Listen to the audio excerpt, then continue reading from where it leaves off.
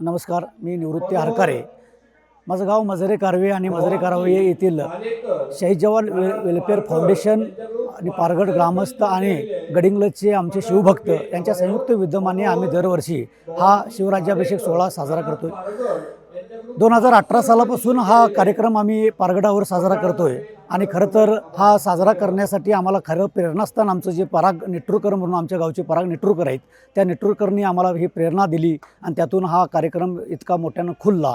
2018 साली प्रचंड मेहनत घेऊन पहिल्याच वर्षी आम्ही हा कार्यक्रम इथं शिवराज्याभिषेक सोहळा साजरा केला. मात्र त्यावेळी इथं पारगड ग्रामस्थ आणि गडिंग्लजचे शिवभक्त यांनी भरभरून सहकार्य केल्यामुळे खरं तर आजपर्यंत या 2026 सालापर्यंत हा 9वा शिवराज्याभिषेक सोहळा आपण इथं साजरा करतोय फार मोठ्या दिमाखामध्ये. आज हळूहळू प्रशासकीय विभागसुद्धा आपल्याकडं काही चांगल्या नजरेनं बघायला लागला आहे. आम्ही याच्यापूर्वी प्रयत्न केले होते, पण प्रशासनानं आमच्याकडे दुर्लक्ष केलं. पण यावर्षी मात्र थोडंफार का असेना प्रशासनानं आमच्याकडे लक्ष दिलेलं आहे.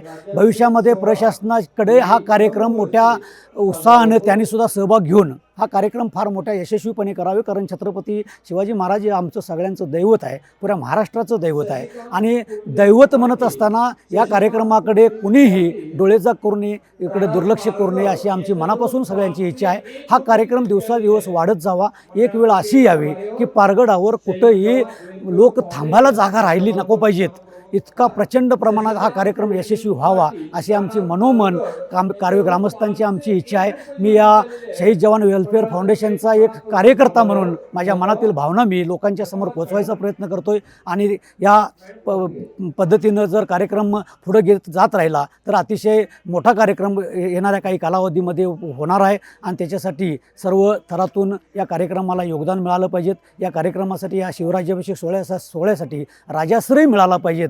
तरच भविष्यामध्ये असे कार्यक्रम फार मोठ्या दिमाखामध्ये साजरे होतील अशी मला अपेक्षा आहे. धन्यवाद.